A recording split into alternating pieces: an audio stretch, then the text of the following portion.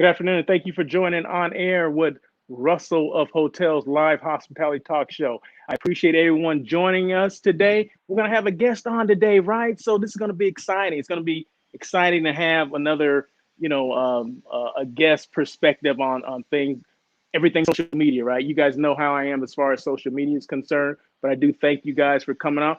What I'm gonna do is just bring him on. I'm gonna bring him on right now.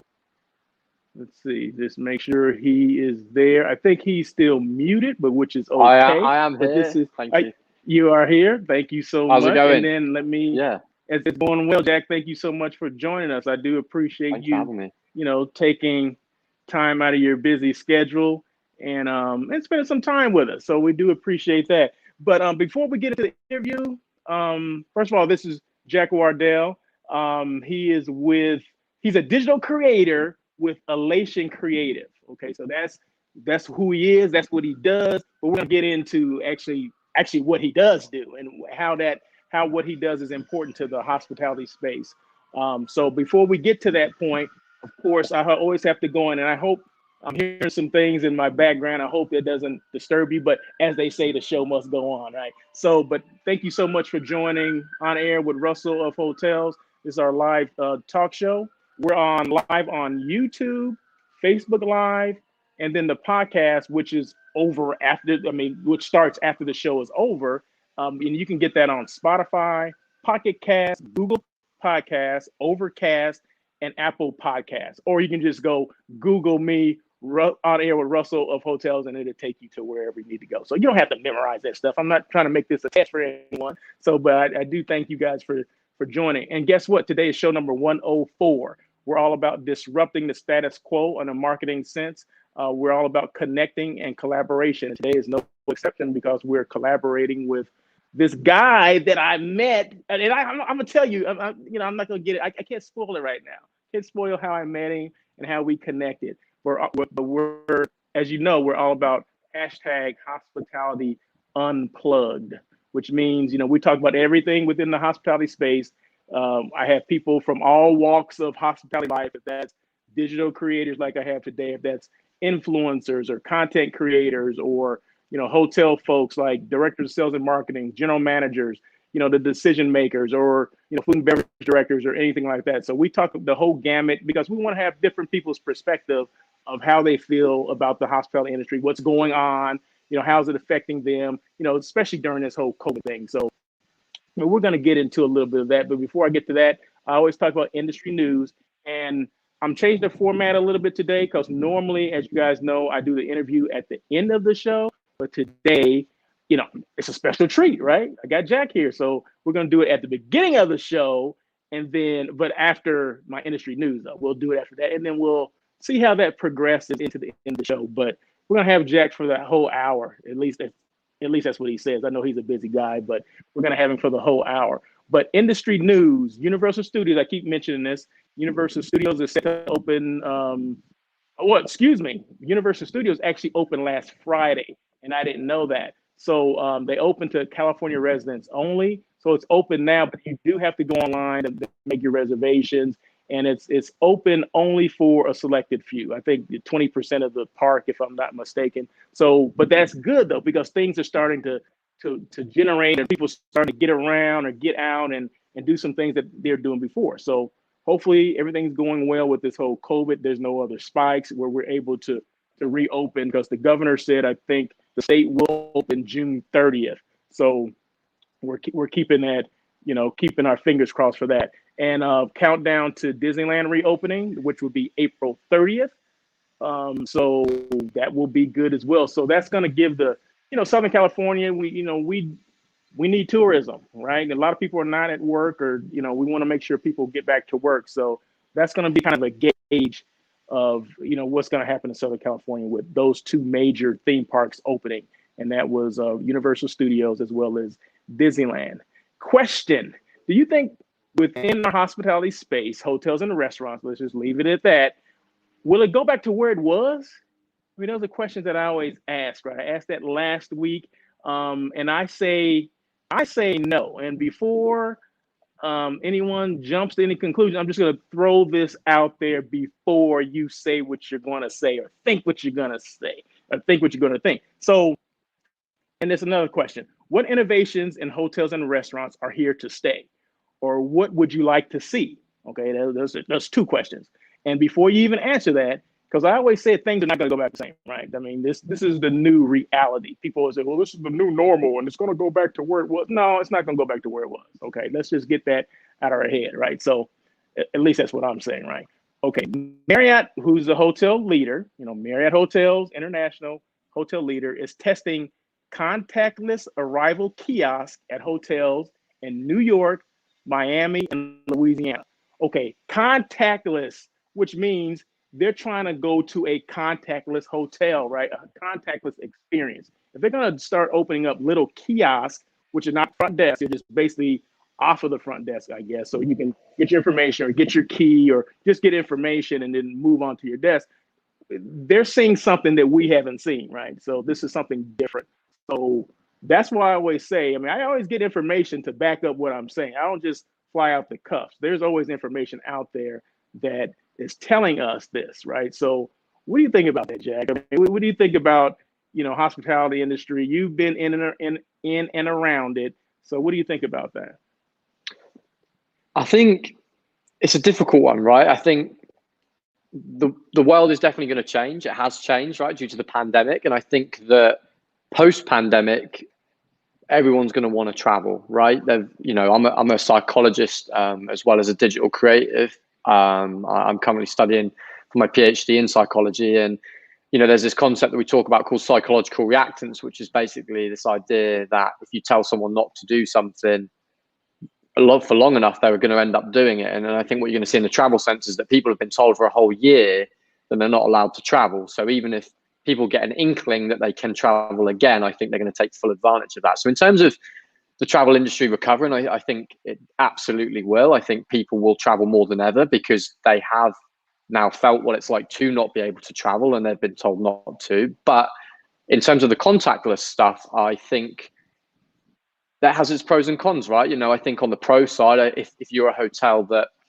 does have poor customer service, it's a nice, easy way to just substitute that for a very quick and convenient service for the guests. If you're a luxury boutique hotel, however, where you're some place where you pride yourself on that customer service, maybe that contactless option actually takes away from that customer service that you receive at the establishment. So I think it goes both ways. I think certainly you'll see probably more adoption from these conglomerates where that they see that as a way to cut down costs. But I think for the more smaller hotels, boutique luxury hotels, I think you're going to see some pushback because that's part of the overall experience of doing business in the travel space. So I think it will go both ways depending on who you are in that space. Okay, very good. I like that answer, Jack. Okay, but before I go any further, let me go ahead, since you've already talked, I have to go ahead and introduce you, right? Formally introduce you. But before I do that, I need to, see, I have things here that people didn't even think about. I know you didn't think about, Jack. So I'm going to put that up there in the middle while I. Oh, wow. Look at that. Say, hey, when you're a guest on Air with Russell Hotels, you just don't know what you're going to expect. Right? That's a luxury treatment right now. Yeah, love it. As you guys all know, I'm all about branding and putting people up front, putting people's brands up front. I mean, it's about the connection and the collaboration that I have with certain individuals. And it's not about me. See, the show is not about me. The show is about the guests I have on and the industry. So, it's not Russell, all about Russell. It's about the people I have on and people I come in contact with. So today is no exception. But anyway, our guest today is Mr. Jack Wardell. He's an independent digital creator. His company is called Elation Creative. Jack is a co-founder of Elation, a travel-centric company that specializes in creating curated content, creator trips, which cultivates the relationship between content creators, brands, and members of the travel industry. Elation also works closely with members of the travel industry to support their transition into the digital age of travel, providing both brand and content strategy consulting. So without any further ado, I want to welcome Mr. Jack Wardell to the stage. Thank you so much for Thank you. joining us Thank you, today. Russell. I appreciate all your help and support, and thank you for having me on the show. No, I mean, thank you for your time. But let's jump into this. And before we get into this, anyone that's listening or watching, go to, if you have Instagram, you have an Instagram page or whatever, go to Elation Creative. And I want you to see some of the videos that Jack has done, and that way you can understand exactly what he's going to be talking about here, and how important, creating great video content is. I mean, how important that is. I mean, I looked at your videos. I mean, just crisp and clear, and just the whole experience is a lot different than just I'm taking a picture on my phone, right? So I mean, although I think my pictures are great, my videos are great, but everyone does see yeah. that. but how do you combat that? Like, my first question would be, how do you combat that? I said, well, I take pictures on my phone and they look good. I mean, what's the difference between what I can do and what you can do? Yeah, I think a couple of things really. Versatility is obviously a major one, right? I can bring my drone, I can bring my stabilizer for my camera. You talk about videos, especially. I think photos are one thing and videos are something completely different. But certainly, if we talk in photos first, I mean, I can change my different lenses. I can give you different unique perspectives on things that just pointing an iPhone and shooting, doesn't necessarily capture. I can make things look more cinematic just with the depth of field that I can generate using a professional camera. So there's a lot of different things. And I think, we as consumers, that we consume so much media on a daily basis, we can tell the difference, right? So we know whether a hotel is just taking photos on their iPhone, or whether they're being professionally generated. So it's not so much about knowing the difference, it's about the fact that the consumers know the difference. And that's where, for me, you differentiate then, for me, it's consumer trust, right? Like, if I'm going to a hotel where the only things I'm seeing is just iPhone photos, I'm going to have probably a little bit less trust than if I go to a company that has very official, professional looking photos as part of their branding and their strategy. So I think that's the main difference, is from a consumer perspective. And I say this to partners that I work with, that, if you're trying to get a client, for example, to just part ways with $4,000 for a trip, well, you best believe that your content has to match that price point. If not, they're not going to be able to trust and part way with that kind of money for someone that's posting pictures that they took on their iPhone. So that's the major thing, is that if you're going to get consumers to part way with a lot of money, which in the industry we typically do demand that, especially if you're looking at week-long vacations, the quality of content just has to be there to support the validation of your argument, to say, yeah, it's going to be worth this amount of money. And that's why I think, again, then transitioning into video, it's important to show the experience so that your consumer can live vicariously through that video. And again, it has to be of high quality, because again, it just builds that trust further. So I think that's the major difference, is just building consumer trust, and the fact that consumers do know the difference, and they can understand that, and that can affect their conversion. Yeah, definitely. There's a huge difference. I mean, I was just looking at, in fact, you did one of Miami. So I think you're coming in on a drone, and it's like this skyline going over the ocean, and there's music. What does music play into this? Because I do videos, and sometimes I put music and sometimes I don't. I mean, what's the correlation between music versus not music? And what type of music do you, I guess it depends on the target audience. Absolutely. Yeah, definitely, for sure. So, there's a couple of different things I talk about strategy-wise with businesses when we refer to music. So the first thing is, if you're going to do, for example, what I like to call an anchor video, which is on a website, you're kind of limited a little bit, unless you're going to go out and get the licensing for a particular song. You have to choose license-free songs, right? So that's the first hurdle that I think people don't understand, is that you can't slap your favorite song on a video and then push it out for marketing purposes, because it just doesn't work like that. You're going to be in kind of all kinds of lawsuits, right? But then you do have the other side that's emerging now with Instagram Reels and TikTok, where part of the platform is that you can pick whatever music you want. And I think that's when I preach to hotels that look at the songs that are trending and then build content and use those songs to support your content, because that will aid in your organic reach. So to answer your question, it depends, and I'll always talk about this during this show, is that you always have to consider your goals. And that's what I really do with the brand strategy side, is I sit down with companies and I say, who are you? Who do you want to be? And how does your content reflect that vibe that you're trying to create, that brand that you're trying to create? And I think that's where it's difficult sometimes for, I think, the more traditional members of the industry to understand that branding is important. It's always been important, but it's now more important than ever, because we're into the digital age where, people will find and book just because they like the look of your Instagram, or they like the look of a TikTok that they saw. And that's the way the industry's moving. And it's kind of like, and what I try to preach a lot is that you have to educate yourselves. You have to be brave enough, especially if you're someone that hasn't really moved your company into the digital age, to, jump with 2 feet and go for it, because it really does pay dividends, and it can generate a lot of exposure very quickly for your establishment. How do you, I know you get obstacles when you go, you're doing a presentation and they say, Sure. well, I really don't think I need that right now. Mm-hmm. How do you convince them that they do? Because that's what's going on now. Yeah, absolutely. And it as well as I do, that everything is not a slam dunk when you walk in and you show all this.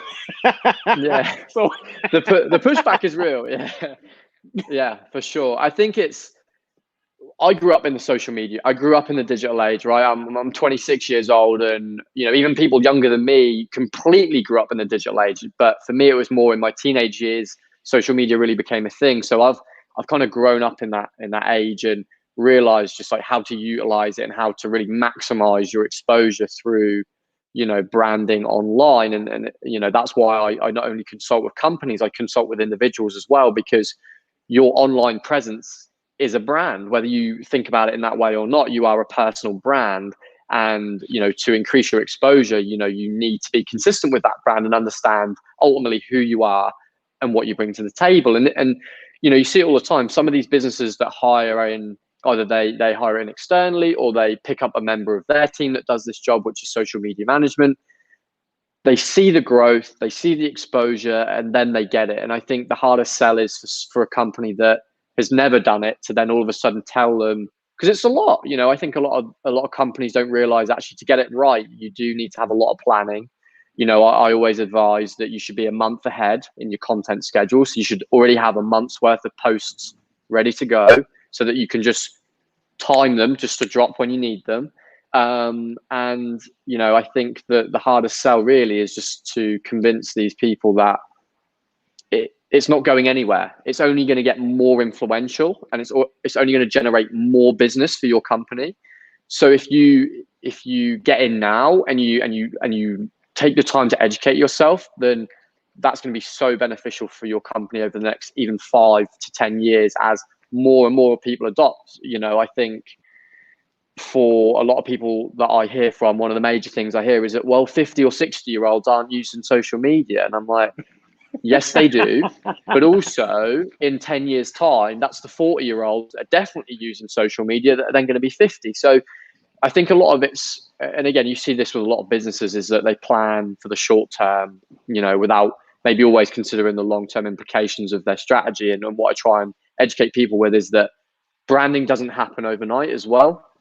You post 5 pictures on Instagram, don't expect to have 1 million followers. This is a long-term journey. And I think to only see the dividends, you have to be committed to entering the digital age and stay on there. I've had clients before where they'll start it, they won't see the traction, and then they give up because they just didn't see the ROI. I get that all the time. What's the ROI in social media?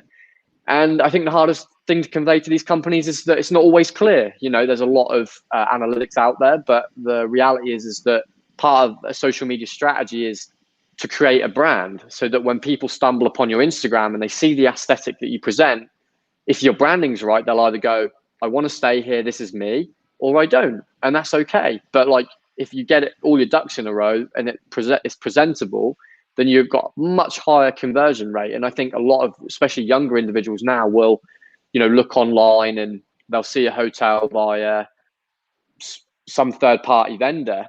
And the next thing they'll do, literally next thing they'll do is go on their Instagram and they'll type in that same place and they'll check out what it looks like, because it gives you a really in-depth feel of not just pictures and videos, but also the experience of it. And that, again, goes back to that initial point I made, that consumers want to live vicariously through this content. They want to know that, oh yeah, I could totally see myself being there. And that's part of your social media strategy, is to present this value prop to say, this is what it feels like to be at this place. And I think that's the key. It's how you feel.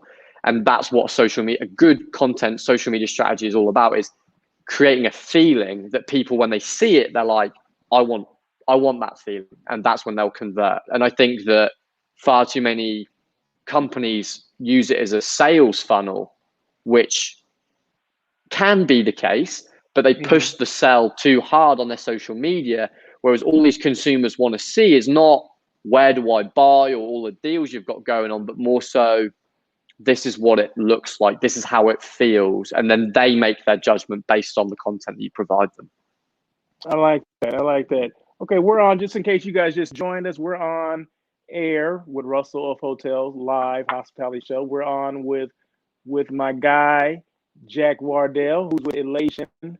I mean, he's a digital creator. Okay, so I just want to make sure I throw that logo out there again before we move on to the next thing. But tell me a little bit about you. I mean, one thing about these interview questions, there's no, they can go from one to the other, right? I mean, I can go from A to Z. So tell me a little bit about you, a little background about you before you got into this space. I mean, how did you get into this space? For sure. Yeah, it's been a bit of a non-conventional route, I would say, but I always find in the creative world, everyone's non-conventional. Everyone finds their way eventually into the world. I actually, I left the UK, as you can probably tell from my accent, I left the UK at 18 to pursue education in the United States. I got my undergrad in biology, ironically. And then I got my MBA, and then I got accepted for PhD school for psychology, as I mentioned earlier. And then meanwhile, when I was probably 20 years old, I first picked up a camera. My friend, he told me, dude, you just got to do it. Because part of my mission, I believe, on this earth is to help others. I know that's very cliche to say, but I really wanted to, inspire a generation of people. And my friend said, if you start videoing, then you can reach a lot more people via an online audience. And I was like, yeah, that sounds great. So I picked up a camera. I started this really embarrassing YouTube channel that's still out there somewhere. And I just started making content. And then came this piece of people started asking me, well, can you do this job? Can you do that job? And in my head, I was like, I don't know, but I did it anyway because I wanted that experience. And and don't get me wrong, I failed a lot and I learned a lot. And then, I then became comfortable. I became confident, and that's when I incidentally met my co-founder, Georgia Folks. If you go on her profile, she has a very similar aesthetic to me in terms of she's very travel based. And yeah, I met her and she said about the travel industry, and she said, you can monetize off this, as a creator. And I was kind of like, oh, wow. Like, I never really considered that I would travel for a living. Like, that just seems such a cool concept to me. So anyway, long story cut short, we then formed this company, and we really realized that the travel industry was falling behind the rest of the world in terms of content, social media, the importance of it, the importance of building a social network. Hold on a second, Jack. Hold on a second, Jack. What did you say again? Because I need you to repeat that again. Yeah, we realized that the travel industry was falling behind regarding social media and the digital age. And that was something that we really felt we could help with. And, as I spoke more on different platforms such as Clubhouse, I then realized that there was actually such a dire need for creators and members of the travel industry to start opening communication channels and really understand the value of what social media can do to your business, whether you're big or small. And that was really where we found our feet, and that's where we really transitioned into not only offering trips for influencers and content creators, but also the consultancy piece, which was, I love nothing more than sitting down with a business owner in the travel industry and just saying, we can do this. You know, we can really transform your digital presence, because it's not as hard as people think. I think a lot of people have a fear that it's going to be so much work and it's going to be so difficult, and I've never done it before, so we're literally starting from scratch. But as long as you have strategy and you sit down with someone like myself, where it's a two-way conversation, you know, so I call it brand therapy, where it's a lot of the owners know the answers. They know how they want to be portrayed online. They know how they want people to portray their company, but it's articulating that and representing that through good quality content that they can post online and feel comfortable with. And that's really where our worlds come together, because the biggest thing for me is that travel companies and partners, they sell incredible lifetime experiences, but they don't communicate that in a way where a consumer will know that and will act on it. And that's probably where I get most upset, because I want to help the companies that know they do a good job, that know they provide these incredible experiences, but they don't know quite how to communicate that online to their digital audience, and thus get conversions online from those consumers. So that's really the crux of it. And, you know, I know I just touched on it briefly, but we also, as I said, we work with partners around the world, and we bring influencers to destinations to work with members of the travel industry to basically increase their exposure in the digital age via obviously their network as well. So those are just the two main things that myself and my business partner, Georgia, do. And it's just super exciting, and we're really proud to be in the industry at this time, because I keep coining it's the digital age of travel. And I really think that it's been there, but now post-pandemic, everyone's realized how important it is to have a digital presence. And for us, it's exciting to know that we can really have a positive impact in this space to try and help these, especially smaller, you know, companies exist and thrive ultimately in the digital age.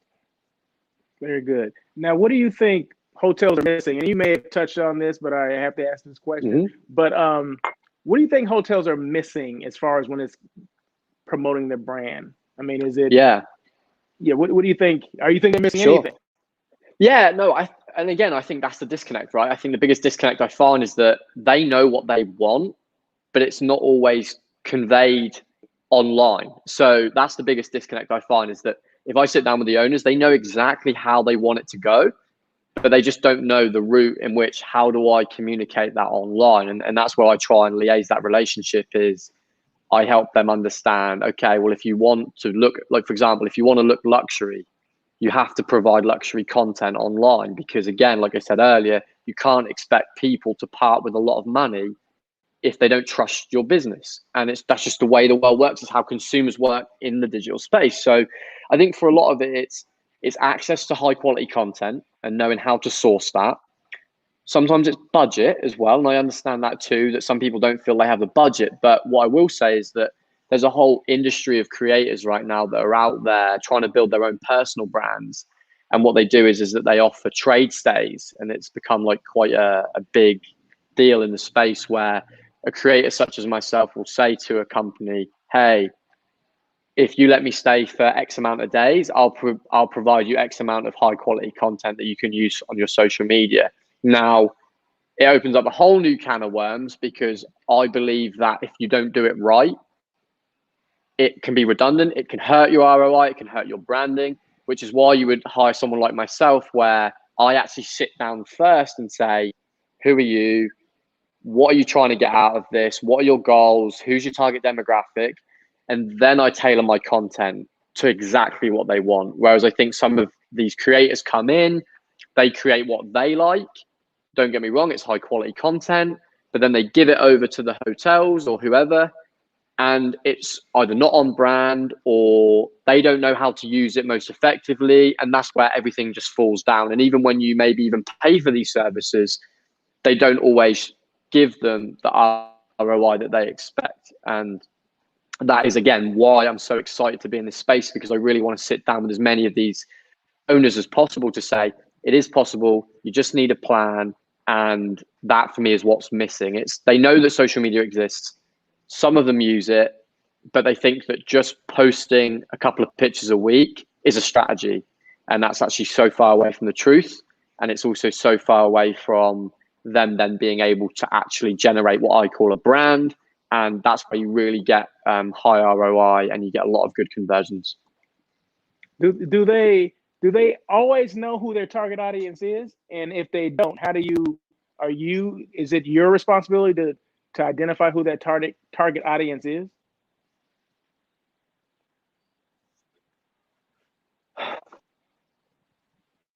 I'm sorry, did you? Yeah, that's a good question, Russell. So okay. I think if you, and it depends on how long you've been in business, right? You know, if you've been in business for 20 years, you should have a ton of demographic data to work with. Even if you've been in the business for 2 years, you should have a ton of demographic data to know exactly who these people are. And I think that's why, as part of the strategy, you have to think about, you know, who's stayed at your place, who do you, it's the two, who has stayed at your place, who do you want to stay at your place? Those are the two things you have to think about. And if you know those two things, and hopefully they are cohesive, that's then when you know how to strategize and provide content. And part of that brand therapy is that I ask those questions, they tell me the answers that they know, and then that's how I formulate a strategy, because then we gear it and cultivate it towards that said audience that they are either trying to get through their doors or that they already have had through their doors. Very good. I like that. What how does being a PhD student in psychology help in the digital space? I mean, I think you touched on this, but can you touch on that one more time?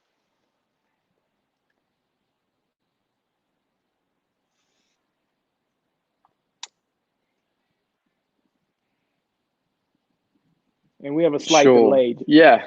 You broke up a little bit there, Russell, but I think I got the gist of it in terms of how my PhD relates to, you know, the space I'm in. I think mainly it's the marketing aspect, right? You know, if any of you are listening and you're interested in the psychology, first thing I'll ask you to do is look at Cialdini's principles of social influence and look at that's the backbone of marketing, you know, and you've probably heard a lot of the terms that Cialdini talks about, but through a different, you know, medium. And that's really what helps with me in terms of strategizing is empathy. I think it's a big one is thinking about, well, what would stepping into the consumer's shoes and going, well, what would they think? You know, how would they react to this content? I think is big. And I think you have to dissociate between what you think looks good as an owner and what the consumer would think looks good, and make that dissociation apart. And I think a lot of that's to do with empathy.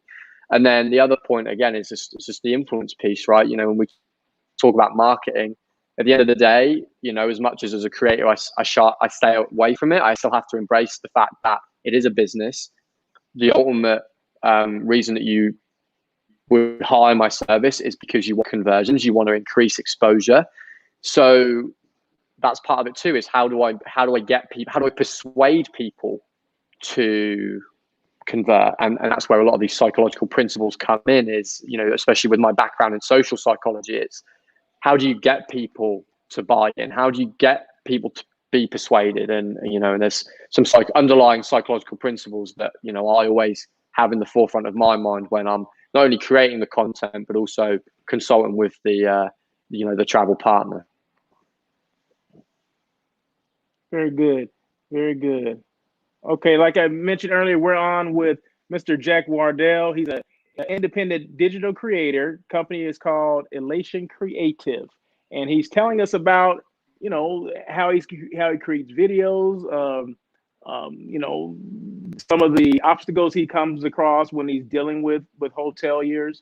You know, it can be a budget restraint, or maybe they're just not familiar with how this process works and things like that. But it's all important stuff. So, but I have just an off the cuff question. What do you think about Clubhouse? And it has nothing to do with what we're just talking about. What do you think about Clubhouse?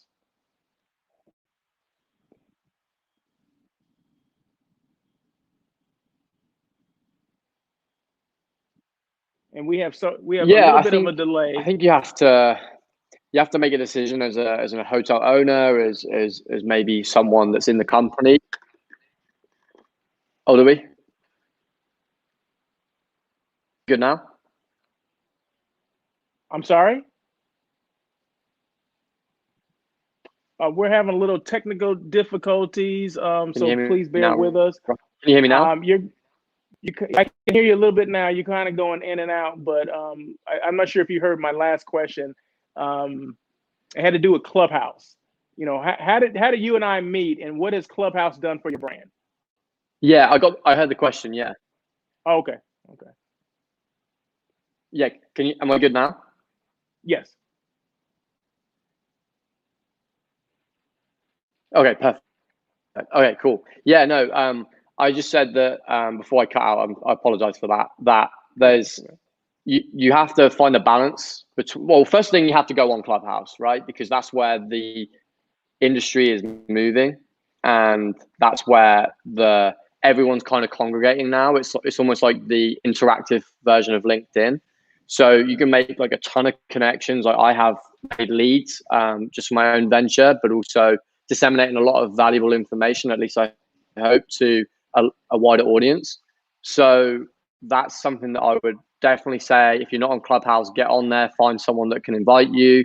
And I think you just have to find the balance between going on there all day, because it is addictive, and you do find a lot of value there, and obviously taking care of your own business, in the meantime. So I think you have to just find pockets of time where, for example, there's like weekly shows, and you'll go in rooms and you'll find a lot of value, and then you just need to understand that you'll go to that room every week, and then just as much, there's other rooms out there that are terrible, and those rooms you should stay away from. So I think you have to use it responsibly. That you can easily fall down the rabbit hole of all these different weird like rooms. I definitely obviously wouldn't encourage that, but I do also think on the flip side, there's a lot of value. There's a lot of people disseminating a lot of great things in the travel space. You just have to find the right rooms and clubs to join in order to access that information. How has it enhanced your brand? Oh, it's been great.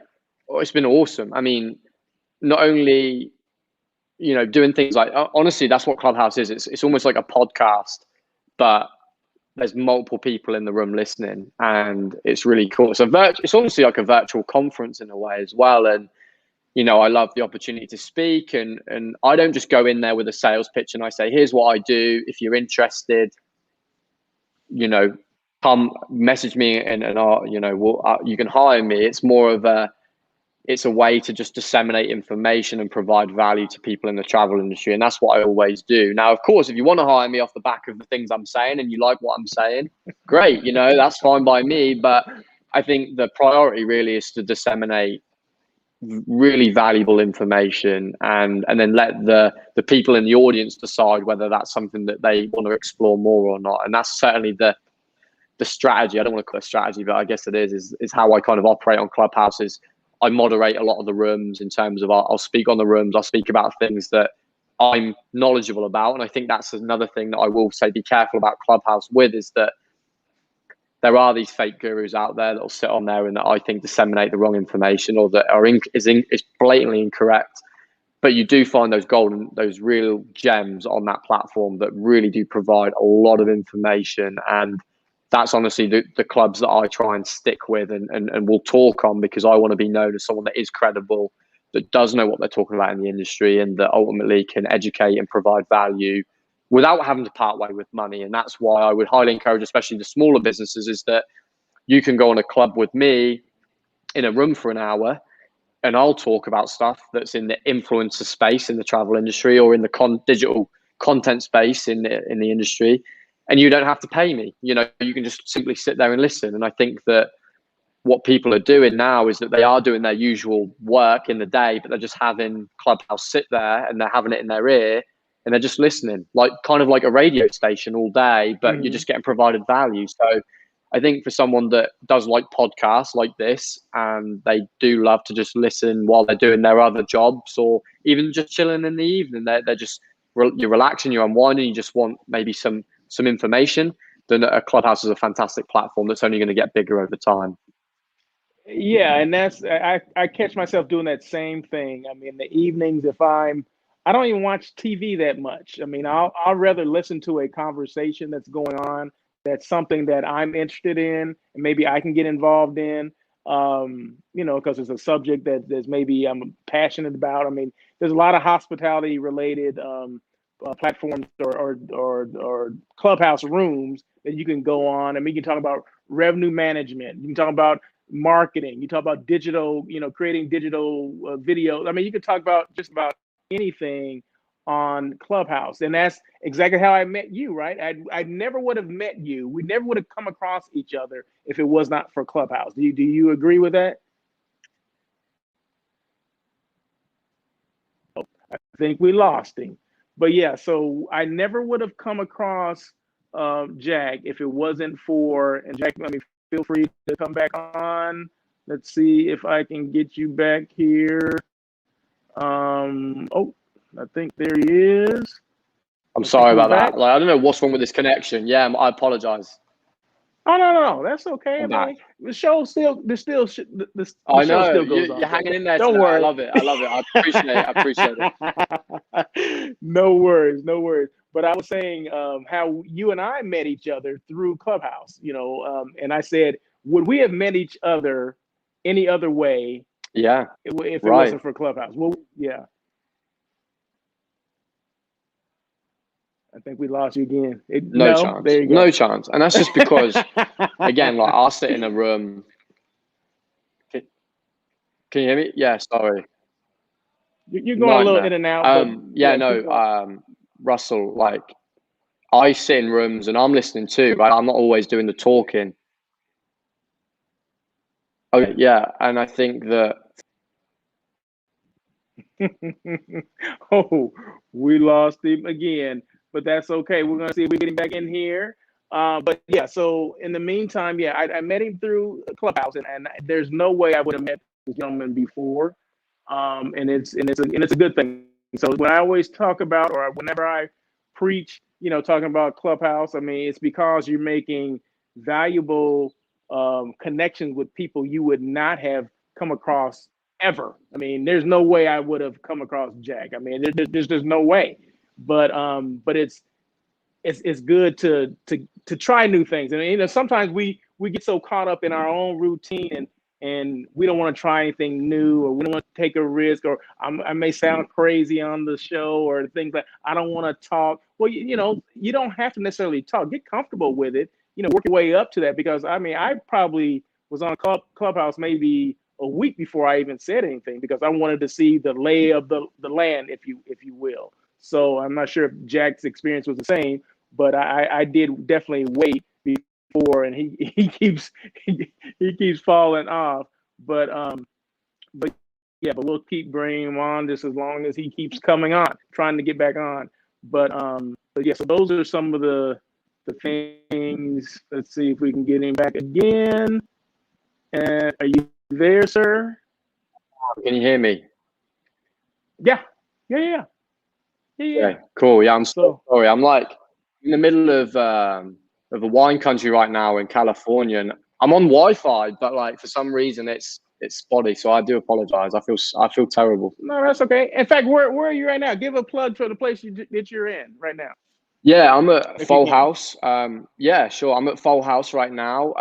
It's a lovely barn conversion out in, like I said, wine country in California, and it's a beautiful place. And that's another thing, right? If you're someone that's sitting there and you're even an Airbnb owner, I am currently shooting content for this Airbnb. So, you know, really big or small, you know, I work with all different types of members of the travel industry. So don't think anyone that's listened to this might be excluded from that. You know, anyone that's interested in content creation or brand strategy or anything like that, you know, I work with anyone, because quite frankly, again, for me, it's about giving back to the industry, and I get nothing but joy when I work with some of the smaller partners, because they really, you know, they just see the change like almost immediately, and that's really just, you know, makes it very fulfilling for myself.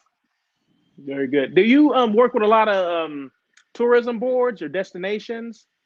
Yeah, so that's another thing as well. Like tourism boards, feel free. I don't know if they listen, but if they do, Of course that's they do. another Everyone area that listens, Jack. that's.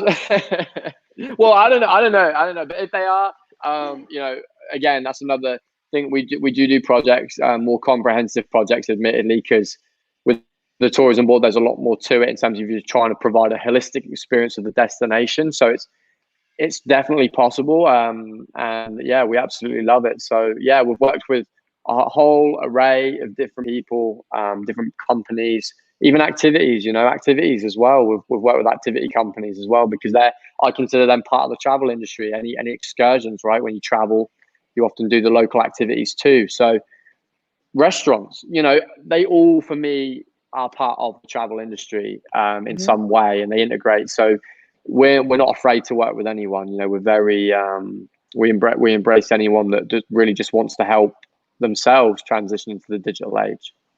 No, that's great. I'm glad you said that, because we're all about, like I said, here on the show, we're all about, you know, giving people access to whatever they need to, if that's digital creation, if that's just content creating, whatever it is. And it's good to hear from someone else, right? And that's why I really wanted you on the show. Although we had a brief conversation, and next thing out of my mouth was saying, "Hey, you want to come on my show and talk?" Because some of the Yeah. things that you talked about, I talk about myself all the time, as Mhm. far as, Yeah. making sure you have a presence, making sure you're staying Right. relevant. Well, whatever Hmm. that is. I mean, yours is a lot more elaborate than, of course, what I do. But it's it's keeping them top of mind, if you will. And definitely, I mean, like I said, if anyone is listening or watching, they need to go to your IG page for Elation Creative, and see some videos, some of the reels that he's done. And what do you think about reels? Do you think reels are better than the typical posting on Instagram? Sure. So again, I'll go back to it. It's all about goals, right? If you are someone that wants the maximal organic reach for your social media posts, reels are one of the best way to do that. A lot of these social media platforms have reached full saturation. The only one out there right now that really I wouldn't say is a pay to play is TikTok, because it is still in its infancy. It is becoming more saturated by the day, but there still is an element of organic reach that can push beyond your followers. But the other thing is reels, and the reason that you get organic reach with reels, even though Instagram I would say is a pay to play, is because it's a new feature, and Instagram wants to compete with TikTok using that feature, because they basically are the same thing. So what I always say to members of the travel industry is, if you have a TikTok strategy, well, you also have an Instagram strategy, because all you can do is just pull that video off TikTok and put it as a reel, and that's something that saves a lot of time and money for these companies, is repurposing your material to suit multiple platforms. Because I think you think that I have to post different things on each platform. You don't. Some people are going to find you on Instagram. Some people are going to find you on TikTok. Some people are going to find you on Twitter. Some people are going to find you on LinkedIn. And I think the most important thing is that save yourself some time by just posting that same content on all of them, and letting your audience find you via one of these platforms. Because like for me, for example, I'm on Instagram a ton. I will not probably find you on Facebook, but I will find you on Instagram. I won't probably find you on Twitter, but I might find you on TikTok. So everyone's different in how they utilize their different social media platforms. Exactly. But what you Hmm. can do is you can give yourself the best opportunity to spread the net as wide as you can by being at least present on all of these platforms, so that you give yourself a chance that Hmm. someone like me might find you on Instagram, or someone else might find you on Twitter. And I think that that's where it it does take planning, it does take time, but the rewards are there, and you can just I can throw out some examples of people that are just doing it well, and they're seeing the dividends of their work, and that's just how the industry's moving. And you either adapt and pivot, or you may not get lost now, but I'm honestly going to say 2-3 years you're going to fall behind, and you're going to get swept up in it. And I think that's the hardest sell for traditional members, is that they think they can survive, and the reality is you won't be able to, because we're getting more and more and more digital by the day, and it's not going to stop. It's only going to get worse. or better, Exactly. depending on how you look at it, right? And that's why I always encourage, if you don't have a strategy, if you don't have it, even social media, look into it, educate yourselves. That doesn't mean hire out a service like mine. It just means get familiar, understand what it is, understand how to use it. I can give you a whistle stop. That's why I do consulting, because I can take all of that information, put it inside me, and give it to that person in an hour. But if you have to go and do that yourself and try and pull all these information, as I said, because it's such a minefield, there is a lot of misinformation out there. It can be very time consuming, and time is money. So that's why I like to advocate, the service that I provide, just because it does. You like, for example, I'm doing some work with a company in the Dominican Republic right now, and we're going down there for a week to shoot content in June. And I do consultancy calls with him every week. We've done a brand brief, so they now have brand guidelines for exactly who they are, what their brand pillars are. They have content guidelines in terms of what is their font, what are their colors, what's their logo. They have now started storyboarding with me for all of the content that they want while I'm down there. So there's a lot that goes into it, but it's such a quicker route if you have someone beside you that you can bounce ideas off, that can tell you actually you're heading in the wrong direction here. And I think that's the problem, is that members of the travel industry know how to sell experiences, but they're not always the savviest with how to present that online in a way that's receptive to online consumers. And that's where I try and bridge the gap. That is a lot of good information, a lot of good comprehensive information for people to gather and take bite-sized pieces and basically, because that's what it is. I mean, we try to, I think we get to the point where we're so far into this hole, we don't know that we can just take bite-sized pieces to get out of it, or take, a step at a time in order to get out of it. So, hoteliers, DMOs, CVBs, tourism agencies, or whatever you want to call them, it's not too late to do this. It's just that you need to do something now, because maybe if you're not doing anything in a couple of years, maybe it will be too late. But right now, if you're not expose yourself to the digital world, if you will, then you will be left behind. So, but I do thank you so much for giving that great information. We're about out of time right now, but you have a last minute parting words for people that are listening? I would just say, I would just say, if you're someone that's sitting there right now and you haven't got a digital presence, or a weak one, really consider, a facelift. I give free social audits. So if you come to me and you say, check out my social media page, let me know what you think, I do that for free, just because I care. And that's a lot of the thing. I always find myself in Georgia, we always just give our complete selves to our clients, because we just care so much about these businesses that we work with. Because if you get it right, you can literally change their lives. And that's the power of social media today. And that is what I will stress to you guys, is that it can change your life if you get it right, and you have a real firm strategy, and you build a brand regarding your hotel or whatever you're into in the travel industry. You can be booked out all year round. I went to a hotel, or actually it was an Airbnb property in Tulum in November. And from my content and my reach that I have through my social media and the people I took with me, they got booked up the rest of the year. And that's through social media. And it's like, it seems weird to part ways with money sometimes for things like social media, where you don't always know what the ROI is going to be, or you don't really know what the repercussions of that is. But building a brand and building quality content that consumers trust in the long term provides your company sustainability and security financially. And that's what I try and preach on a daily basis. So hopefully, like Russell said, hopefully there were some things in here that at least gave you some food for thought regarding your digital presence. And again, if any of you are listening are want to talk about it more, I'd be more than happy to kind of, talk to you guys about, how give me your information. Give them your information. Sure. Email, yeah, absolutely. What's the best way to get a hold of you? Best way to get hold of us. So I would highly encourage, ironically, because we are a digital company, is to check us out on social media. Instagram is our main platform right now. So as you said, Russell, at the little at sign, Elation Creative is the main way digitally. If you want to email us, you can do Georgia at elationcreative.com, and that again is our primary email.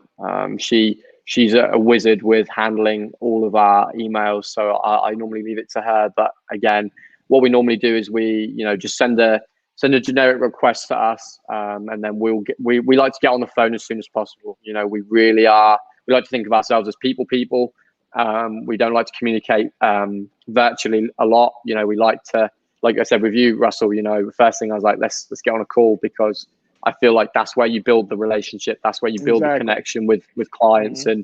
And that's what we want to be. We, as part of Elation and our company culture, is we want to be more than just a client or a business relationship. We want to be friends. We want to be, long-term partners. We're not just a get in and get out kind of deal. We want to show you that we're loyal. And I think that's something that we really preach, again, on the daily. So yeah, if you're interested, feel free to reach out. If not, that's okay too. I just really hope that regardless, you really consider what your current digital strategy is. If you have one, if you don't have one, get one. And yeah, it can be really beneficial. Very good. Thank you so much. And also, if you didn't get his information, you have my information. Please feel free to reach out to me as well at russell@russellofhotels.com, and I'll get Jack your information. So that's not a problem. So I appreciate that, Russell. Thank you. If the only thing you remember is me, that's fine. I'll get the information. But just real quick, just remember, and I always been preaching this, and this is for the people that listen and watch, that people are spending more time on social media. They're spending 7 minutes more per person on average on social media. I know I spend a lot more than that, but each person is spending 7 more minutes. So if you don't have, just think about it, you don't have a digital presence and people are spending more time. So this is the time right now to do it because of the whole pandemic. Although people are starting to get out a little more, but we're still relying on social media for our news, or we're watching things on social media. We don't even watch the TV anymore. We're watching, things on our iPhones or Droids or whatever phones we're using. So we have to make sure that we're, staying relevant. And remember that Jack is not just here in California. He's international, right? So he just mentioned a couple different places. If you look at his videos, he did videos in Tulum, which is in Mexico. He did some things in Miami. He's now in the wine country now in California, but he can be anywhere. He mentioned you're going to, what'd you say? The Dominican Republic. You're going Egypt, to the DR. We've got Kenya. We've got a lot of different places. So again, don't think that we can't reach you. Part of it is that we are travelers. So we're never in one place for too long. So we're more than happy to come to you guys. And that's, again, the benefit of and the beauty of having this business, is that we get to see a lot of people and we get to experience a lot of different cultures and cities. And we're very lucky to be able to do that. There you go. All right. Well, thank you so much. I do appreciate you coming on the show. I appreciate everyone listening or watching On Air with Russell of Hotels live hospitality show. And in closing, I always like to close with these 4 things that I talk about. These are my 4 P's, and that's purpose. Know your why, or why you're doing what you're doing, right? People, be a leader and be inclusive, especially in the climate, what's going on these days. Passion, either you have it or you don't. And it's obvious that Jack has a passion for what he does. Perseverance, be consistent, continue to evolve, don't give up, and swerve when you need to. Jack used the P word, pivot, but I use swerve. Okay, so remember that. I love it. No, I love that. Leaders need to have more empathy during these COVID times. Be more inclusive with your team. Use this time to develop yourself, separate yourself from the pack, learn something new. If your knowledge is lagging on social media, learn a little bit more about that. Invest in yourself, and always stay relevant. And focus on what you can control. The other stuff, it doesn't matter. If you can't control it, then don't even worry about it. Your brand is your culture. leadership dictates where your company will go. Okay, that's it. So thank you so much for joining us again, Jack. I do appreciate it. We'll be in touch, right? Because I'm sure we're gonna do some clubhouse We'll figure rooms something together or out. something like Yeah, that. for We'll figure sure. it out. We'll figure it out. Definitely. But you guys, but I thank you again, once again. If you have any questions, I mean, you can always feel free to reach out to me. But you guys have a great week. Today is Tuesday, Taco Tuesday. So let's have some tacos today. All right. So you guys take care, and I appreciate it. Peace. See you guys. Thank you.